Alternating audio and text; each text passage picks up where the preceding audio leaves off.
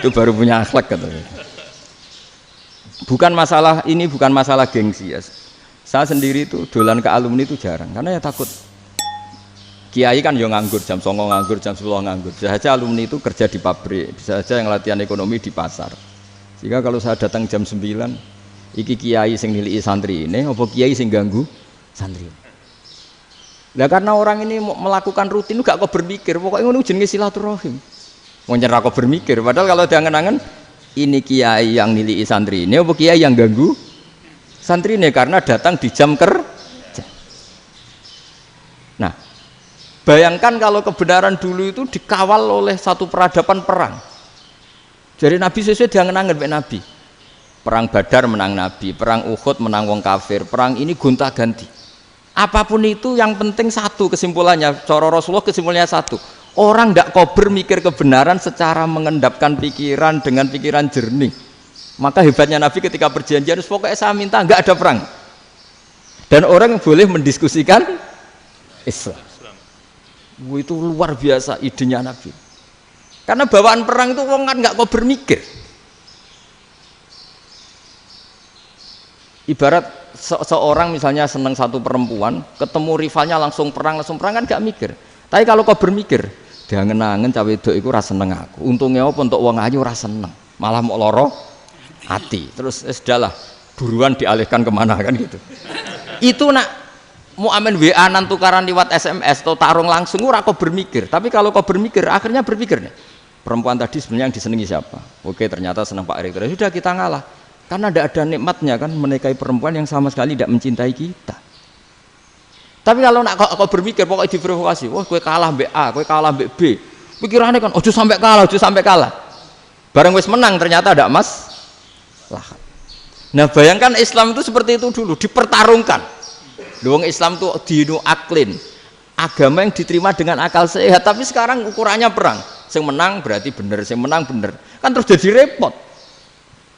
Itu Nabi tidak ingin, makanya Nabi ingin sudahlah, nggak ada perang. Nah, makanya kata Imam Zuhri, fathul Islam terbaik adalah orang boleh diskusi tentang Islam dan tidak ada perang. Lagi-lagi penting, tidak perang itu penting, silmun itu penting, perdamaian itu. Setelah tidak ada perang, akhirnya fatafawadu fil hadis wal munazah, orang boleh diskusi apa saja, termasuk boleh adu polemik.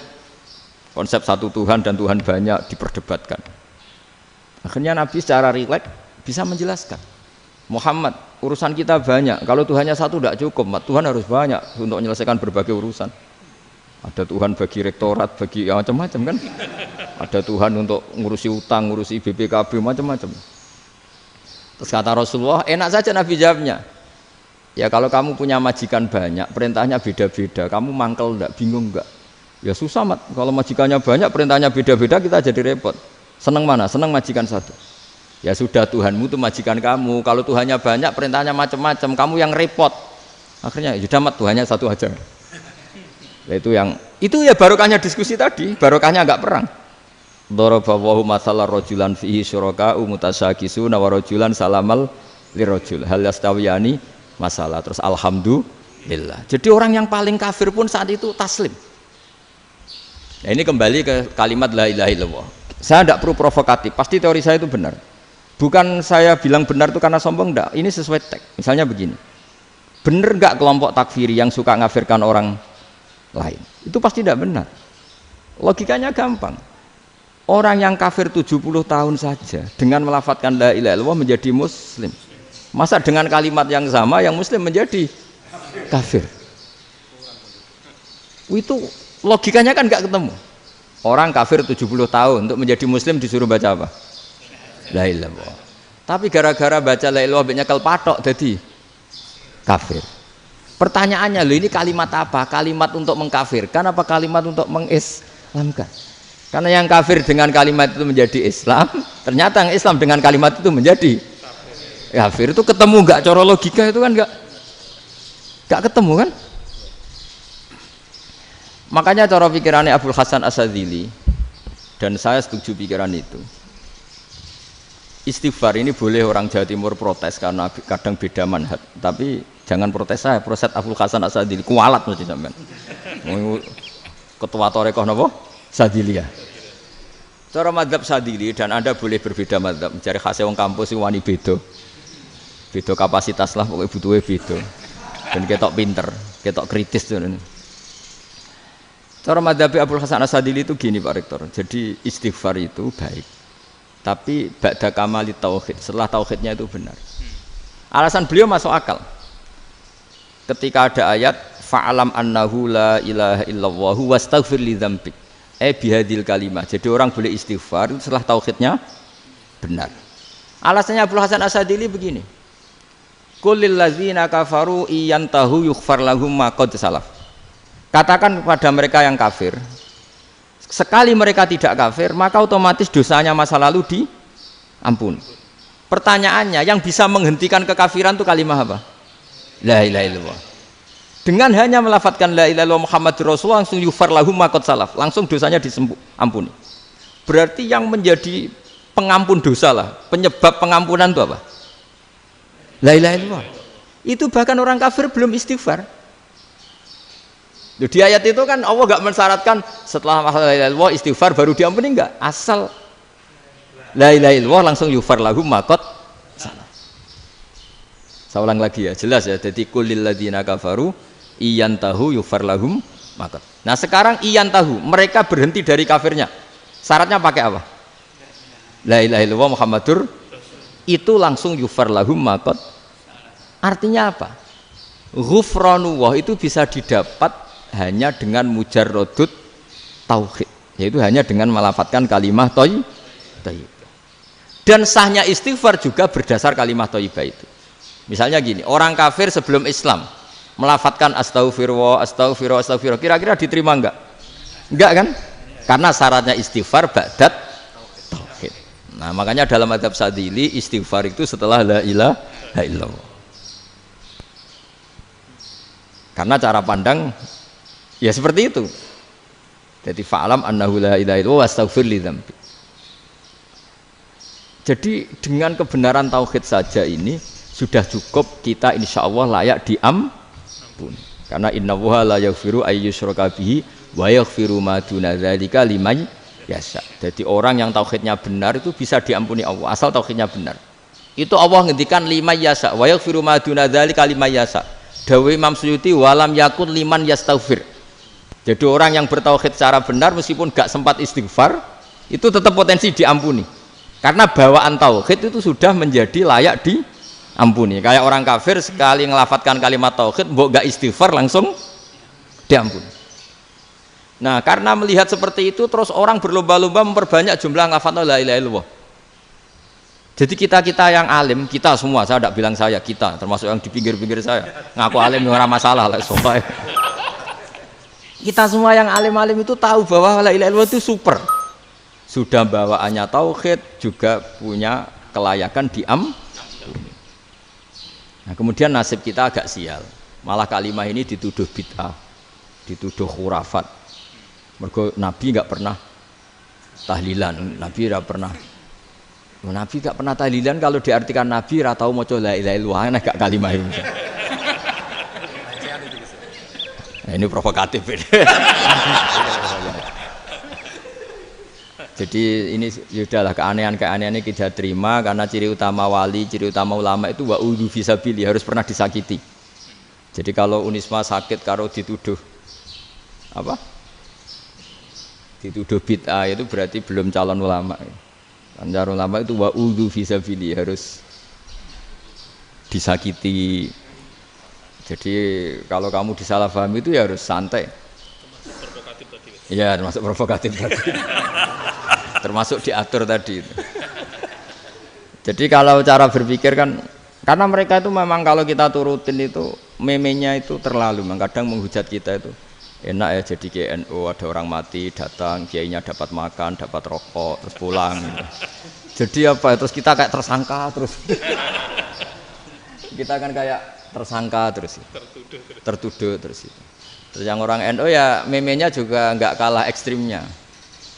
Boleh ya ajaran orang nggak boleh ngasih kiai gitu. Berarti boleh dong ajaran kikir.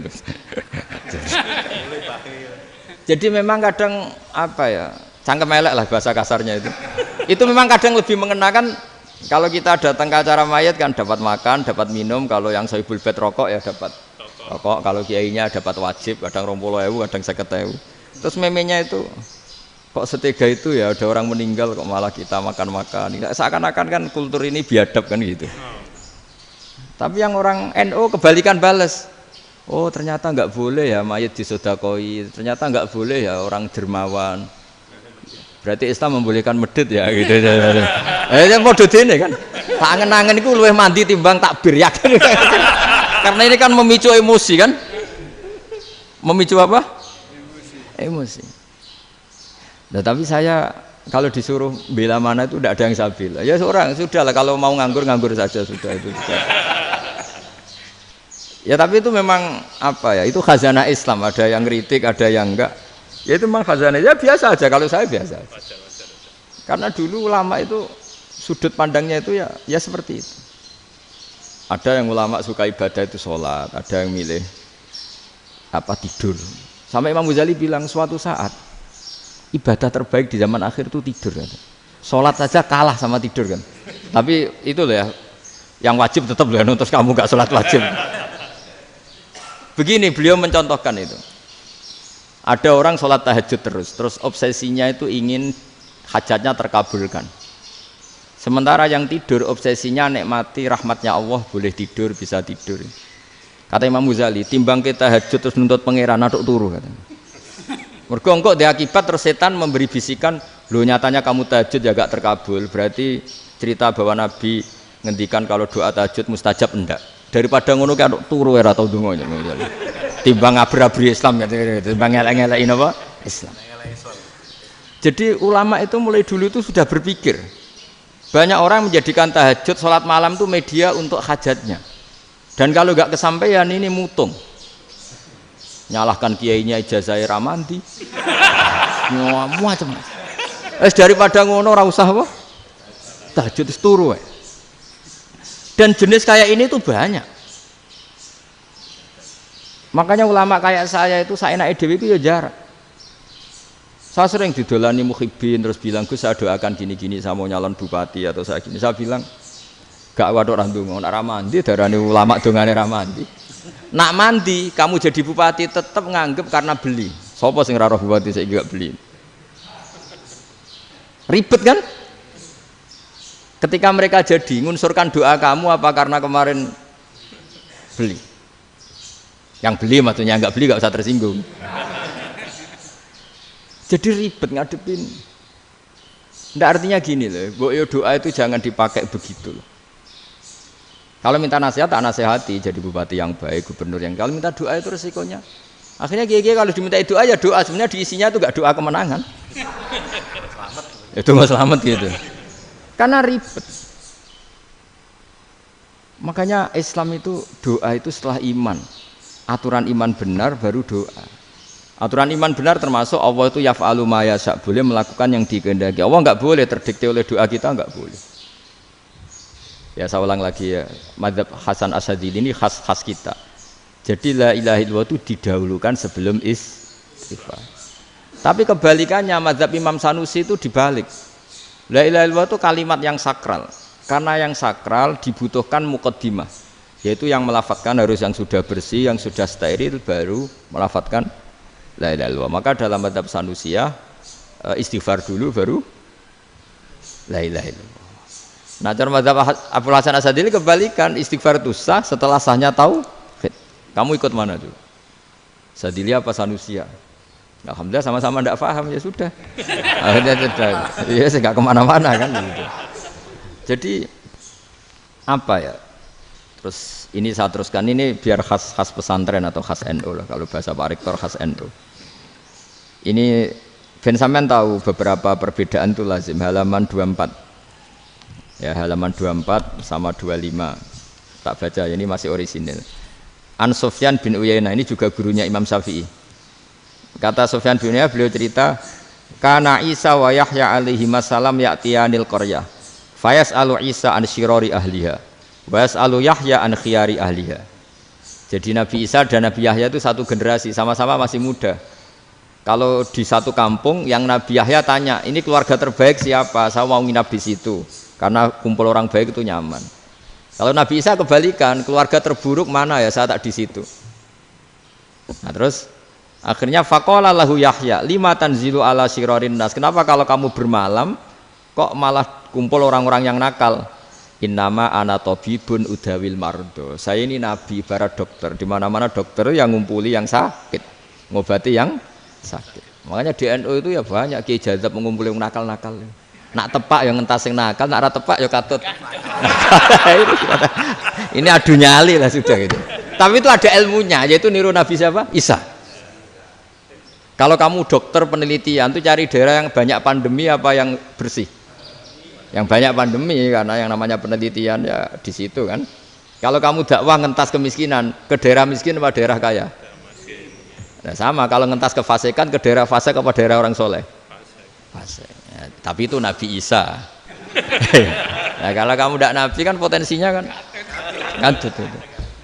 Tapi setidaknya bahwa kita sering disalahkan karena punya beberapa tokoh yang ngancani fasik-fasik, itu sebenarnya ada dalilnya, yaitu Nabi siapa? Isa. Nah terus masalah tegas dan lunak. Ketika ada mahasiswa misalnya pacaran, boncengan lanang dan perempuan, itu pilihan kita apa? Kalau tegas terus gak mau mendengar kita, misalnya gini contoh gampang, tak beri contoh Pak D, jangan orang tua, nanti secara fikih itu beda. Nah ini kan kita orang pesantren, nah, biasa ngaji fikih detail. Kamu Pak D seorang perempuan, mahasiswi misalnya, sering pacaran, setiap ke situ sama pacarnya kamu diam saja, padahal kamu dosen keislaman. Mesti pamanaan kamu nyimpulkan, ternyata pacaran itu tidak apa-apa, buktinya Pak D itu tidak negur, menengahi. Ini berarti as-sukut alal mungkar. Tapi kebalikannya, Pak D ini terkenal keras. Nak rono mesti ada aku ponaan. Akhirnya yura rono. Mesti ngerti nak mesti diamuk. Nah, dua orang ini sama-sama gagal kan? Yang lunak menjadikan ponaannya pacaran terus karena enggak negur sehingga dikira membolehkan. Sing keras juga enggak sempat bina wong rono era wani. Akhirnya dua orang ini sama-sama enggak ketemu, sama-sama enggak berkesempatan membina kan? Gagal membina kan? Karena yang keras ponaannya enggak pernah situ, berarti enggak bisa bina kan? Yang lunak membiarkan berarti juga ada bina. Nah, Islam itu antara dua itu. Ya agak terlalu lunak, enggak terlalu keras. Karena kalau terlalu keras, misalnya ada kiai terlalu keras, lu masyarakat mau tanya itu gimana? Lari kan? Lu saya ini punya pengalaman pribadi. Saya ini kan kecelok orang alim. Itu kalau pernah ya saya itu berusaha ya pokoknya ya umumnya orang alim lah. Tenang, terus anteng, enggak gejlok-gejlokan. Itu enggak ada yang tanya. Saya mimpi ketemu beberapa ulama itu disalahkan. Terus umat saya kalau mau tanya itu ke siapa? Wong alim wis wibawa, meneng tambah banget wibawane. Kepala kuraan, sering gojlok rektor macam-macam. Terus wong wanita kok, saya biasa ke pasar pandangan dicegot orang. Gus, putri saya itu sering keluar darah tapi melebihi batas haid gini-gini. Kalau badhe sowan jenengan, gak usah sowan ning kene mbek ngadeg-ngadegan. Terus tanya, yang haid berapa hari, Gus? Ya supaya rudat ilal adat sebelum dia punya penyakit istihadah itu berapa? 6 hari ya sudah, kembali 6 hari lainnya mustahadah, tetap sholat, tetap normal. Tapi kalau saya wibawa mau pasar gue tasbih seduwilu iku mesti wong salaman njaluk donga yakin. Tapi baru kayak rada uraan ketemu wong-wong, dol pening ndi? Mak pening ndi? Gus beneran Gus ketemu jenengan kula wingi badhe tuwa kok. Akhirnya tanya. Jadi uraanku itu amdan. Lho nek sampean asli, iki asli uraan. Karena ndak uraan lah tetap ndak wibawa kan. Jadi baru kayak uraan itu ya banyak. Saya itu kalau ngantor di Jogja itu banyak orang yang tanya. Ya biasa tuh tanya macam-macam. Karena saya uraan. Ke pasar ya orang, bahkan di bis sering ketemu orang. Wah beneran Gus kalau badhe sowan jenengan badhe tanya ini. Ya sudah di sini aja. Jadi semua itu diilmoni. Nah, Nabi itu punya sisi yang dua-duanya jalan. Memang beliau luar biasa, dipilih Allah yang luar biasa. Nabi ketika wibawa itu banyak sahabat yang bahkan mengenali wajahnya aja tidak bisa. Ka'anna ala ru'usihim at-thair. Bayangannya seakan-akan di kepalanya itu ada burung yang takut terbang, saking antengnya. Tapi Nabi sekali mengeluarkan job, sekali santai, itu sahabat tanya itu sampai yang nggak pantas ditanyakan. Nabi saya tadi kumpul istri saya, tapi tidak enzal itu wajib mandi ndak.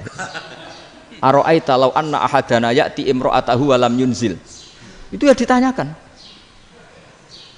Nabi mun kumpul mboten saged inzal sepundi. Guys metu lagi. Terus ya ada yang tanya macam-macam. Ya saking ada sahabat dipanggil Nabi tambah lari, dipanggil lagi tambah lari. Panjenengan nyeluk, oh pas kula kumpul bojo kula. Lah kula kuwatir jenengan orang suci, saya belum mandi, makanya saya lari. Nabi ngendikan innamal mukmin thahir, ya nak masalah ketemu kiai ra apa-apa ijek junub. Sementing kok nak salat ya adus sik. Tapi Nabi sekali pakai madzahirul jalal, tapi pakai wibawanya, itu orang enggak berani ngomong. Tapi sekali Nabi rileks, itu orang bisa tanya apa saja, termasuk halal yang enggak pantas. Ya, ada sahabat itu tanya lucu, tanya Maimunah. Maimunah itu ya cantik tapi sudah agak tua lah. Maimunah, ya umal mukminin, hukumnya ngambung bojo pas Ramadan piye? Wah gak roh aku, gak tahu diambung kan Nabi pas Ramadan. Tanya Saudah, wah malah orang-orang diambung kalau Saudah itu kan wis tuwa itu. Lucunya istrinya jawab, tanya Aisyah yang mungkin Nabi, iya yang mungkin tanya Aisyah. Itu yang usul ya istrinya Nabi Maimunah. Selalu Aisyah, tanya Mbak Aisyah. Ya Amirul ya umal mukminin gini-gini. Wah Aisyah yang cantik masih perawan kan. Qabbalani Rasulullah bahwa oh Nabi biasa ngambung-ngambung pas Ramadan dan beliau tetap puasa. Akhirnya fakih ngarang kan wa takbil fi Ramadan wa tublah la tubtilu shauma ngambung ora. Iku ya udah biasa di sini. Ya nasi bojone ayu. Ndak ini artinya seasik itu gitu. Jadi garwane Nabi sing ngrasa rodok tuwa. Wah, aku ora tahu. Kok Aisyah. Serilek itu dulu itu. Maksudnya orang-orang Islam pertentangan itu. Maksudnya ini ya balik semua ini bedanya orang pesantren sama orang kampus. Kalau orang kampus mau cerita agama itu rahmatan lil alamin, tapi nyontokno rileke ora iso. Agama itu rilek, tapi nyontokno rileke ora iso. Mergo ya rapati ngaji. Contohnya ora iso, dadi mau gawe kaidah kok Islam itu rahmatan. Jadi Nabi itu lah, Allah juga gitu. Allah itu kalau sudah memperlihatkan madzahirul jalal, itu mbok malaikat Jibril rawani. Ketika Allah dengan madzahirul jalal. Tapi kalau Allah dengan madzahirul jamal, madzahirul apa? Jamal. Iku ya gojok-gojok kan ambek makhluk gojok. Ya buli-bulian cara sakniki. Ya sampean delok ning hadis syafaat itu, akhiru man dakhalal jannah atau akhiru man kharaja minan nar itu di beberapa judul. Ada seorang rojul yang ahli neraka ya, dintas mbek pangeran terus ditudono swarga. Gusti, swarga, ngiler tok ora wong wayu, roh wis wong ngiler tok. Ngerjaluk Gusti mosok roh tok ora oleh mlebu. Jarimu asal mlebu metu kon neraka ora jaluk-jaluk meneh. Sumpah lho ya, gak jaluk apa-apa meneh. Mboten Gusti. Sekali saya keluar dari neraka ndak akan minta apa-apa lagi. Wis. Wallahi, wallahi. La as'alu ghairaha. Mesti ghaira khuslah, ghaira tilkal khuslah. Ya niku pokoke selain keluar dari neraka saya ndak akan minta lagi. Didono swarga wong do kelon seru wibet kan. Sing bojone elek kan dendam dadi ning swarga iku. Swarga wis macam-macam. Gusti mosok roh tok ora oleh mlebu. Jarine janji ra njaluk meneh. Akhire ya wis didelokno neraka. Jadi pangeran jawabe gampang didelokno neraka. Roh neraka begitu menyakitkan, begitu ngeri. Sudah Gusti saya tidak minta surga, sementing enggak masuk neraka. Rabbana srif anna adzab jahannam. Setelah lama itu diadepno swarga njuk mlebu swarga, terus diadepno nang neraka. Akhirnya ya sudah. Saiki mlebu swarga gak apa-apa. Iku jawabe lucu. Atas taziu jenengan ngenyek kula. Wong karuan ra di swarga kok mlebu swarga. Terus akhirnya mlebu swarga, kan mlebu swarga tamanna, sangen-angen sing mbok jaluk apa? Orang angan-angan yang indah-indah, laka, wa asratu amsal. Ya siku tak turuti wa asratu amsalih lan lipatan ke-10. Jawabe wong lanang ya lucu. Atas tahzi ubi wa anta rabbul alamin. Jenengan pangeran kok ngenyekan. Maksudnya wis karuan aku ora pantes. Terus jare pangeran, la astahzi ubika walakinni alama asya'u qadir. Aku gak ngenyek kowe, pancen aku pangeran. Nuruti kowe iku iso. Jadi Allah sendiri ketika dengan madzahirul jamal itu malaikat ya ono sing wani bantah. Masyhur itu kan malaikat sing bantah pangeran atas alufia mayufsidu fiha wa yasfikut karena Allah dengan madzahirul jamal. Yang paling masyhur Nabi Musa. Nabi Musa itu ketika Nabi Mi'raj. Nabi Mi'raj itu beliau kira-kira di langit keempat lah yang masyhur atau kelima. Ngelangkahi. Nabi Musa nangis, ya Rabbi ini apa-apaan? Orang sing ja'a ba'di kemudian melangkahi makom saya ini apa-apaan? Jadi Nabi Muhammad kan apapun hebatnya kan junior. Kok melangkahi makom saya ini apa-apaan? Enggak fair. Sampai Nabi Muhammad itu tanya gini sama Jibril. Reaksi Allah gimana ketika melihat Musa seperti itu? Jawab malaikat Jibril lucu. Ya rohidatahu, Allah sapal gayane Musa. Biar. Jadi lucu. Ya dibiarin aja sama Allah. Tapi yang jenenge Nabi Musa itu kekasihnya Allah, tetap berkah bagi kita. Betul. Ketika setelah Mi'raj diwajibkan sholat 50, gentenan Nabi Musa kelihatan nabinya. Sebenarnya Nabi Musa itu sebetulnya loh, gak nguntungkan kita sebetulnya. Tapi yang nguntungkan, sebenarnya ndak niat nguntungkan kita, tapi nguntungkan. Nabi Ibrahim kan di langit ke-6, keren lah. Konti jong ketemu Allah ngeten-ngeten kan sholat 50. Karena Nabi Ibrahim terkenal Nabi baik, ndak bantah. Bareng Nabi Musa. Kenapa diceluk pangeran? Kula kan salat ping 50. Inna ummataka la tutiku dalik. Wah, gak kuat umat. Serai-rai gak umatmu ora ngarah kuat 50 rakaat. Tapi sebenarnya Nabi Musa itu niatnya bukan membela kita. Fa inna ummati la umatku sing gagah-gagah ra iso meneh umat. Berarti sebetulnya ya itu masih pakai gengsinya sebetulnya. Wes ngono-ngono lah sementing kita untung. Sebetulnya dia itu gak terima wong umat saya aja yang lebih kuat. Gak kuat apalagi umatmu. Lah terus sebutin irji ila rabbika fas'alhu takhfif. Itu berarti Allah dengan madzahirul jamal. Sudahlah, datang ke Allah minta keringanan. Allah itu baik. Minta, ambek Allah diringana mau 5 tok, jadi cek 45. Balik ke Nabi Musa, piro 45, cek ra kuat umat. Wong umatku ra kuat, jadi sebenarnya dia bilang umatku ra kuat. Lho cara Nabi Muhammad model wong Malang, yo beda umatku mbek umatmu. Ribet kan? Beda. Lho Nabi Muhammad kan enggak seperti itu kan? Enggak punya akhlak Malang kan? Akhlak. Maksudnya akhlaknya mujur itu loh, akhlak yang baik gitu. Ya, akhlak yang mujur bukan yang Malang gitu. Jadi Nabi ya manut. Tinggal 40 kan, dikurangi lagi 35 sampai 9 kali kan? Masyhur itu.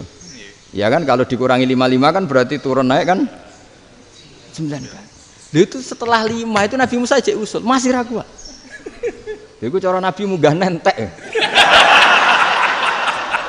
Ini entek ya. Terus iya doa tuntas betul. Bisa bebas. Terus munggah ado-ado lha opo? Ngapain itu? Akhirnya Nabi Muhammad sudah sampun ya kalimah Allah, saya ini malu sama Allah Musa. Sudah 9 kali dan diturutin terus. Jadi Allah kalau dengan madzahirul jamal itu Nabi Musa biasa nego sama Allah. Tapi ketika Allah dengan madzahirul jalal itu Nabi Musa enggak berani. Yaitu di hadisus syafa'ah. Hadisus syafa'ah ketika manusia datang ke Nabi Adam, ya tuna Adam. Ya Adam anta abul basar ngene isfa'li ana inda rabbik.